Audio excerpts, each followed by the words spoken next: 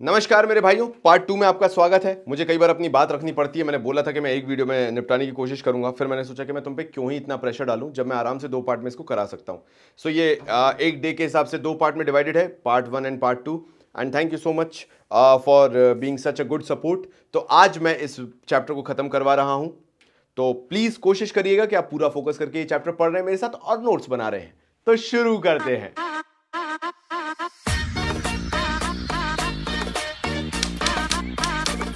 Purchase your tracks today. खाली बैठा open Insta then scroll किया, फोटो छाप के मीम पे कितनों को ट्रोल किया। पढ़ाई है बंद टेस्ट पहलाई बी ग्रेड, बस याद अपने को श्वेता की सीक्रेट। 12th में तो टॉप किया बट बर्बादी हो रही है, ये सोच के बुद्धि मेरी आधी हो रही है। देन नोटिस आए ओबी एग्जाम है अपने, ये मैम मेरा रैप मेरी पारी हो रही है। Now this is a chart explaining everything. अगर तुम लोगों को उससे पढ़ना होगा तो ठीक है, अदरवाइज मैं वो टॉपिक्स टच अपॉन कर रहा हूं जो तुम्हें यहाँ पे अभी पढ़ना जरूरी है, जिससे तुम्हारे मार्क्स रिलेटेड है। तो state of foreign trade during the colonial rule was as under, this is the next topic जो तुम्हें याद रखना है। नाउ ये टॉपिक जो है ना, ये जनरली आज फॉर किया जाता है, 3 मार्क्स के लिए, इससे ज्यादा नहीं पूछा जाता है, ध्यान रखना। नाउ इसके अंदर बोला क्या गया, exporter of primary products and importer of finish goods. हम एक्सपोर्ट करते थे प्राइमरी प्रोडक्ट्स और हम इंपोर्ट करते थे फिनिश गुड्स। मतलब भाई यहां पे जो अजीब सी पॉलिसी भारत के साथ हो गई थी फॉरेन ट्रेड में, वहां भारत का खोपड़ा हिल गया था।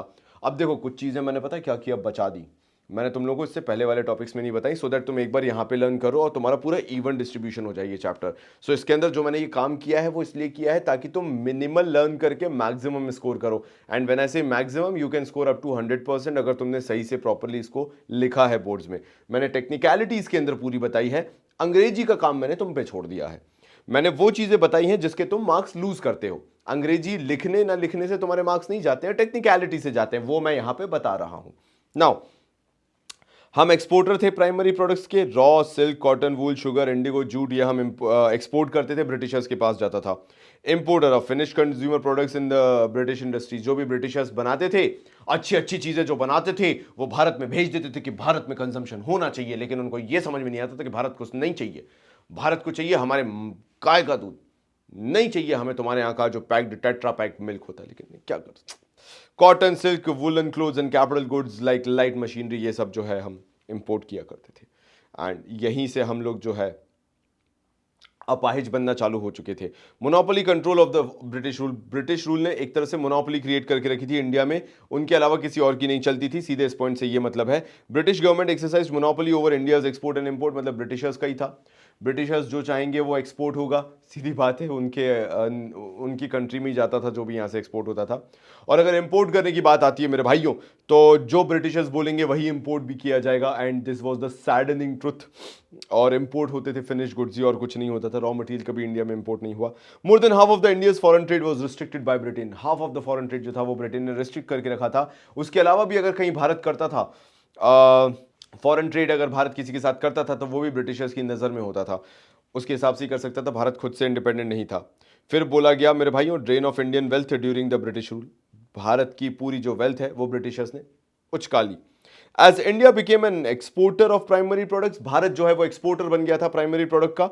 There was huge export surplus with British government, Britishers के पास इतना एक्सपोर्ट पहुंच गया था कि जब वॉर के लिए they have to make payment ना, वो लोग कैश में पेमेंट नहीं करते थे, वो रॉ मटेरियल पहुंचा देते थे। यूएसए वगैरह हो गया या कहीं पे भी, what they were doing was कि जो भी उनके पास एक्सपोर्ट सरप्लस बचा हुआ है, इंपोर्ट सरप्लस बचा हुआ है, बेसिकली ब्रिटिशर्स ने इंपोर्ट किया है, यहाँ से हमने एक्सपोर्ट किया है, तो ब्रिटिशर्स उसको पेमेंट के तौर पे दिया करते थे, इतना उनके पास सरप्लस था। तो एक तो office expenses of the colonial Britain government के निकल जाते थे ब्रिटिशर्स के जो भी खर्चे हैं उससे, और वॉर एक्सपेंडिचर जो होता था ब्रिटिश गवर्नमेंट को वो भी उससे निकाल देते थे। सोच रहे हो हमारी हालत ब्रिटिशर्स ने इतनी बुरी करके रख दी थी। Now coming to the demographic condition, और ये जनरली आपसे 4 to 6 मार्क्स में पूछा जाता है, prepare accordingly, and that is the reason this book comes from my heart. तुम्हारे लिए एक छोटा सा इन्वेस्टमेंट है, बट बिलीव मी ये तुम्हें बहुत आसानी से आईडी में स्कोरिंग करवा सकता है, बिकॉज इसके अंदर it's only those things which will be asked in boards for you. So Indian economy reflected all science of stagnant and backward, please please मेरे भाइयों यहाँ पे मैं थोड़ा सा हाईलाइट ग्रीन से करता हूँ, ठीक है। You have to focus on stagnant and backward economy, तुम्हें इस पर ध्यान देना है जब डेमोग्राफिक कंडीशंस की बात करेंगे तो। सो बोला क्या गया, कैसे पता चला कि भैया हमारी इकोनॉमी स्टेगनेंट और बैकवर्ड है? उन्होंने बोला कि जो फर्स्ट ऑफिशियल सेंसस हमारा कंडक्ट कराया गया 1881 में कंडक्ट कराया गया, और उसने सेंसस ने रिवील किया unevenness in India's population growth. हमारी पॉपुलेशन ग्रोथ जो है वो बहुत अनइवन है, कहीं पे बहुत हाई है, कहीं पे बहुत लो है। Starting from 1881 census operations were carried out every 10 years, और हर 10 साल में वो सेंसस कंडक्ट कराया जाने लगा। 1921 ईयर ऑफ ग्रेट डिवाइड कहलाता है, क्योंकि दो अलग अलग स्टेजेस इंडिया की देखने को मिलती है। Before 1921 India was in the first stage of demographic transition, और सेकंड स्टेज जो थी वो 1921 के बाद चालू हुई। अब तुम मुझसे पूछोगे कि यार before 1921 India was at the first stage of, जब मैंने बोला डेमोग्राफिक ट्रांजिशन है तो उसका मतलब क्या हुआ? देखो यार, 1921 से पहले ऐसे हालात थे, 1800 से चले आ रहे थे वो तो, कि इंडिया के अंदर हाई डेथ रेट था और हाई बर्थ रेट था। ये पहला डेमोग्राफिक ट्रांजिशन देखने को मिला था 1921 में। उससे पहले there was high birth rate as well as high death rate, बहुत बुरी हालत थी इंडिया की। And second stage of transition begin after 1921। यहां पे क्या होना चालू हुआ था, डेथ रेट जो भारत के अंदर था वो कंपैरेटिवली कम होने लगा था, and there was population explosion. 1921 के बाद जो देखने को मिला, there was high birth rate but due to low death rate ये प्रॉब्लम और बड़ी हो गई थी, जो मैंने आगे बताया भी है, परेशान मत होना। So demographic condition during the colonial rule was described in the following points. High birth rate and death rate before मैंने बता ही दिया है कि जब बिफोर इंडिपेंडेंस वाली चीज थी, बिफोर 90 इंडिपेंडेंस क्यों बोलो, बिफोर 1921 देख लें तो birth rate refers to number of children born per 1000 in a year, तो बर्थ रेट कुछ ऐसा देखा जाता है। डेथ रेट भी सेम होता है, नंबर ऑफ पीपल डाइंग पर 1000 इन अ ईयर, पर 1000 के हिसाब से कंपैरिजन किया जाता है। तो मैंने जैसा बता ही दिया है, both birth rate and death rate were very high, nearly 48 and 40% 1000 respectively पर 1000। भगवान जाने परसेंट क्यों बोल दिया था।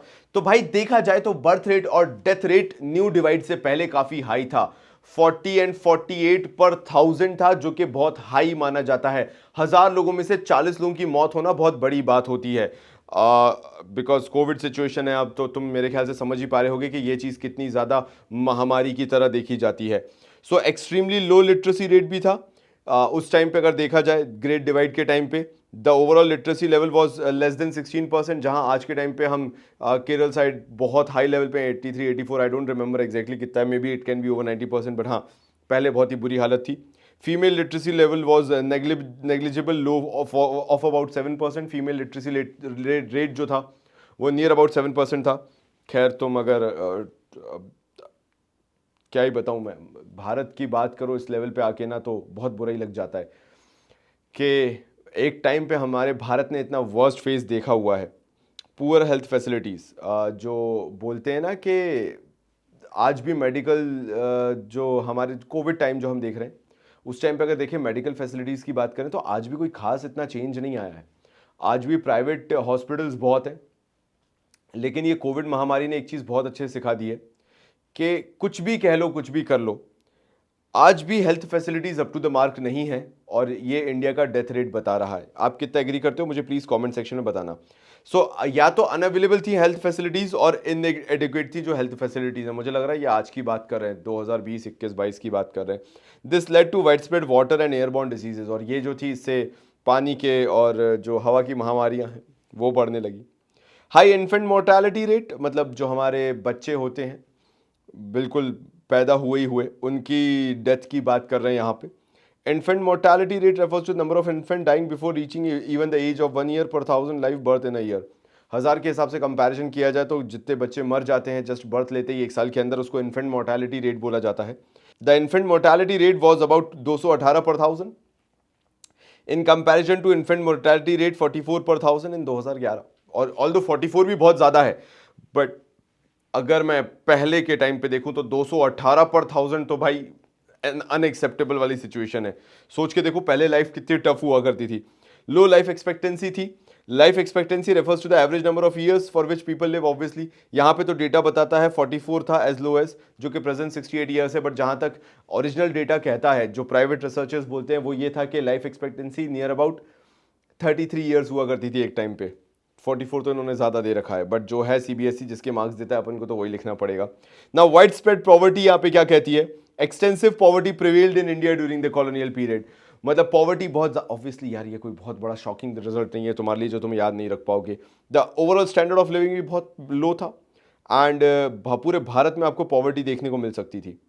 Now coming to the fewer points जो बचे हुए हैं जिनको अपन जल्दी जल्दी खत्म कर सकते हैं, वो है ऑक्यूपेशनल स्ट्रक्चर हमारे भारत का कैसा था और तुम्हें इसके अंदर क्या याद रखना है। सबसे पहली चीज तो याद रखनी है कि जनरली इसको 3 to 4 मार्कर्स में ही पूछा जाता है, तो हम उसके हिसाब से ही इसको प्रिपेयर करेंगे। इसके अंदर पॉइंट्स आते हैं। पहली चीज इंफ्रास्ट्रक्चर। भारत के अंदर रोड्स, रेलवेज या एयर और वाटर ट्रांसपोर्ट जो है, ये तीनों चीजें फोकस थी। कैसे ब्रिटिशर्स को इससे फायदा पहुंचे, जो कि आपको एक्सप्लेनेशन में भी दिखेगा। Colonial administration used their limited budget to build roads which served the interest of mobilizing, arming and shifting raw materials. Again, finish good की बात नहीं हुई है। रॉ मटेरियल ब्रिटिशर्स को प्यारा था और दूसरा आर्मी प्यारी थी, क्योंकि रॉ मटेरियल जाने वाला था Britain. Now British rule introduced railways in 1850, 1850 में इंट्रोड्यूस किया, और इंडियन इकोनॉमी को दो इंपॉर्टेंट वेज में इन्होंने कहीं ना कहीं इंपैक्ट मारा है। It broke the geographical and cultural barriers and promoted national integration. पहली बार भारतीयों को यह पता चला कि स्टेट वाइज भी और सिटी वाइज भी जुड़ सकते हैं लोग एक दूसरे से। तो यहां पे ब्रिटिशर्स के साथ ये बुरी चीज हुई, बट उन्होंने इसलिए ये इसको चालू किया था बिकॉज दे वर नोइंग के इससे उनके लिए और ज्यादा एडवांटेज होगा। And railways comparatively cheaper source होता है, बट ब्रिटिशर्स को कभी नहीं पता था कि ये उनके लिए ही उल्टा पड़ जाएगा। It enhanced commercialization of Indian agriculture which worked in favour of the Britishers. सीधी बात यह है, इसमें एग्रीकल्चर जो था उसका कमर्शियलाइजेशन हो गया। सिंपल रीजन बीइंग बिकॉज अब वो जो क्रॉप्स थी या जो भी चीज़ फार्मर प्रोड्यूस कर रहा था थ्रू एग्रीकल्चर, नाउ वो ब्रिटिशर्स के पास आसानी से पहुंच सकती थी। Now air and water transport पे सही बताऊं तो ब्रिटिशर्स ने इतना ध्यान नहीं दिया। Inland waterways were uneconomical and had limited resources. Uneconomical मतलब थे, बहुत महंगे थे और उनकी बहुत लिमिटेड एक्सेस थी, तो अगेन उसको उस पर इतना ध्यान नहीं दिया गया। Coastal canal on the Orissa coast was built at a huge cost, but it failed to deliver the operational cost and hence abandoned. Ultimately, अगर रेलवे से कंपेयर किया जाए तो उसकी ऑपरेशनल कॉस्ट कंपैरेटिवली बहुत हाई थी। इवन आज भी यही है। अगर कभी तुम किसी क्रूज शिप पे ट्रैवल करना चाहोगे तो उसका टिकट एक फ्लाइट की टिकट से ज़्यादा महंगा होता है, बल्कि कई बार तो 4 to 5 टाइम्स महंगा होता है। आपको फर्स्ट क्लास की टिकट में भी 12,000 की मिल जाएगी, और अगर आप वहीं फर्स्ट क्लास की टिकट लेने जाओ किसी क्रूज शिप की, आज भी तो 1 लाख रुपए से ऊपर चली जाती है। क्रूज शिप सभी महंगे। मतलब मैं एक बात बता रहा हूं कि waterways is always comparatively expensive source, तो वो चीज यहां पे है। नाउ कम्युनिकेशन पे, post and telegraphs were the most popular means of communication. Post and telegraphs को सबसे ऊपर रखा गया। Electric telegraphs exclusively serve the purpose of maintaining law and order in India. Again an MCQ question, किसके through, कौन से communication के through law and order को मेंटेन किया गया था। And despite all the efforts postal services remains इनएडिक्वेट। और इस सब के बाद भी ऑब्वियसली आपको बताना यही है कि अल्टीमेटली कुछ सक्सेसफुल हुआ नहीं था, ब्रिटिशर्स के रूल के टाइम पे फेल ही हुआ था सबके सब। Now finally coming to the last few points, last 2 topics basically. Positive contribution of British rule, ये पूछा जा सकता है इस बार, हाईली इंपॉर्टेंट है, और इसलिए मैंने इसको 4 पॉइंट्स में किया है कि अगर 4 मार्कर्स में आ जाए तो तुम ये 4 पॉइंट्स लेके आके 100% स्कोर कर लो। Commercialization of agriculture, self sufficiency हो गई इसके कारण फूड ग्रेन्स की भारत में। Development of roads and railways resulted in affordable and efficient transport, मतलब इसके थ्रू हमारे भारत में ट्रांसपोर्टेशन सिस्टम सुधरा और आज भी उसी पे डेवलप हो रहा है। The same roads and railways help in transporting food supplies to areas affected by famines and droughts. और यही जो रेलवेज रोडवेज डेवलप किया, ये जब नेचुरल कैलामिटीज होती थी या सिचुएशन होती थी ऐसी, तो वहां पे ये हेल्प करता था। British rule help India economy to shift the barter system to monetary exchange. And finally British rule के थ्रू हमने अपने बार्टर सिस्टम को मॉनेटरी सिस्टम में कन्वर्ट कर लिया। And finally my most favourite topic, the last topic of this chapter is state of Indian economy on the eve of independence. इस साल पूछे जाने की संभावना कम है, बट फिर भी अपन तो तैयार करेंगे। British transform the Indian economy into, पहली चीज तो colonial economy, huge drain of Indian wealth to facilitate growth of British industry. पूरी की पूरी यहां से ड्रेन कर ली गई वेल्थ और ब्रिटेन पहुंचा दी गई। Commercialisation of Indian agriculture was the final nail in the coffin, making India an catalyst of British growth. मतलब सीधी सीधी बात है, ब्रिटिशर्स की ग्रोथ के लिए कैटलिस्ट की तरह काम किया गया, इंडियन इकोनॉमी को काम में लिया गया और पूरा का पूरा रॉ मटेरियल ब्रिटेन में भिजवाया गया। अल्टीमेटली इंडिया को अंदर से खोखला कर दिया गया कि जो प्रोड्यूस कर भी रहे हो वो आप अपने पर्पस के लिए यूज नहीं कर सकते, वो भी ब्रिटिशर्स ही लेकर जाएंगे। The impact of policies laid down by the British government could be felt even at the time of independence. Even Bharat जब आज़ाद हो रहा था तो जो पॉलिसीज ब्रिटिश गवर्नमेंट ने ले डाउन की थी उनका इम्पैक्ट तब भी फील किया जा सकता था। इवन अगर आपको पता नहीं होगा कि आज़ाद होने के बाद भी हायर पोस्ट पे कुछ ब्रिटिशर्स बैठते थे even after independence for few years. So semi feudal economy बना के गए। With the end of British rule, there were two aspects of the Indian economy. पहला, introduction of feudal system. Landlord tenant relation were the outcome of the British rule. ये जो landlord और tenant का आप देखते हो, this is actually an outcome of the British rule only. High rate of लगान was forced on the poor farmers, और farmers से ये जो landlords हैं ये लगान वगैरह जो है वो लेने लगे. तभी मैंने बोला कि 1991 से पहले इंडिया की कोई खास हालत नहीं थी. It was kind of a curse on Indian economy के ब्रिटिशर्स के जाने के बाद हमने बाहर देखना ही बंद कर दिया था, या फिर ये बोले तो ग्रोथ को देखना बंद कर दिया था. Introduction of capitalist system. Modern industry setup by the Britishers led to two classes, capitalist और लेबरर्स. कैपिटलिस्ट वो जिन्होंने अपनी इंडस्ट्रीज को ग्रो कर लिया, लेबरर्स वो जो कि सिर्फ बेचारे काम करके रह गए, उनके पास कोई दूसरा चांस नहीं था. फिर हमारी इकोनॉमी स्टैग्नेंट इकोनॉमी हो गई. Indian economy was growing at a very low rate at the time of independence. Its real output during the first half of the 20th century being less than 2%, and the growth per capita income output only 0.5%, जो मैं पहले भी तुम्हें करवा चुका हूँ. मतलब बहुत अच्छे से याद रख सकते हो कि भारत की इकोनॉमी को जब एक तरह से बहुत बुरी हालत में यूज़ किया गया और सिर्फ रॉ मटेरियल के लिए यूज़ किया गया, तो हमारी इकोनॉमी स्टेगनेंट हो चुकी थी, कोई आउटपुट में ग्रोथ नहीं थी, और जो था भी वो ब्रिटिशर्स लेके चले जाते थे. बैकवर्ड इकोनॉमी बनी क्योंकि आउटपुट कम था, पर कैपिटा इनकम कम थी, मॉडर्न मेथड्स नहीं थे, high birth rate death rate देखा गया, और लोग इलिटरेट हुआ करते थे उस टाइम पे. तो इन कारणों से देखा गया कि इकोनॉमी जो हमारी है वो बहुत बैकवर्ड इकोनॉमी की तरह ट्रीट की जाने लगी. डिप्लीटेड और डेप्रिशिएटेड इकोनॉमी. नाउ अगेन ये अपने आप में एक बहुत इंपॉर्टेंट टॉपिक बनता है मेरे भाइयों, प्लीज ध्यान रखना इसको, कि हमारी इकोनॉमी डिप्लीटेड इकोनॉमी बन गई. यानी कहने का मतलब क्या है, depleted Indian economy reflected that there was no arrangement of replace the physical assets in use, and hence these assets depreciated due to overutilization. देखो हुआ क्या, जो इंडियन इकोनॉमी के अंदर एसेट्स ऑलरेडी अवेलेबल थे, मशीनरीज ऑलरेडी अवेलेबल थी, उन्हीं को यूज किया जा रहा था, ओवर यूटिलाइजेशन किया जा रहा था, because we had no resources कि हम उनको रिप्लेस करके नई मशीन्स को लेके आ सकें. And that is the reason हमारी इकोनॉमी डिप्लीटेड इकोनॉमी हो रही थी, बिकॉज अगर उसको रिन्यू करना है you need resources, you need money, जो कि भारत के पास था नहीं. During the Second World War, Indian industries had to overwork themselves to cater the increased demand for physical assets to fight the war, required to fight the war basically.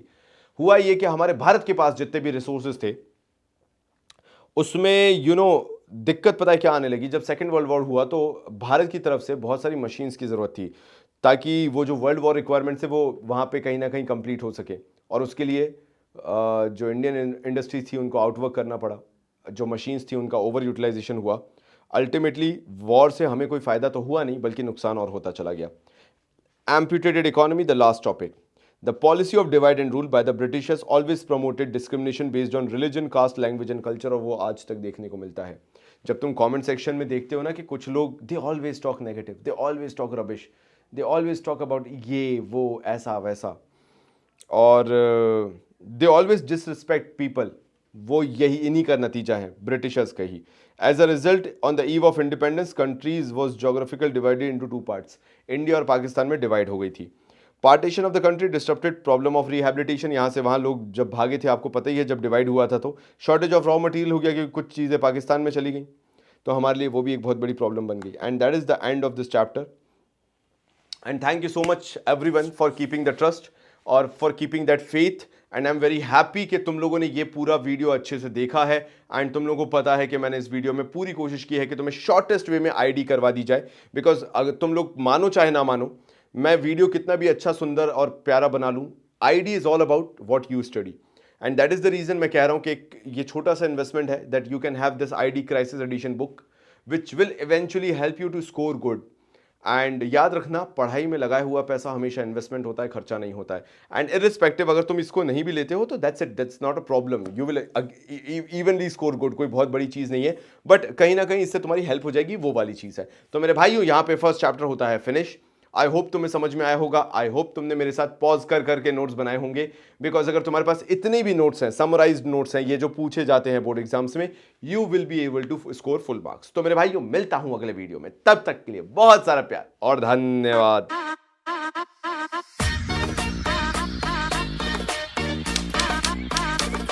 Purchase your tracks today.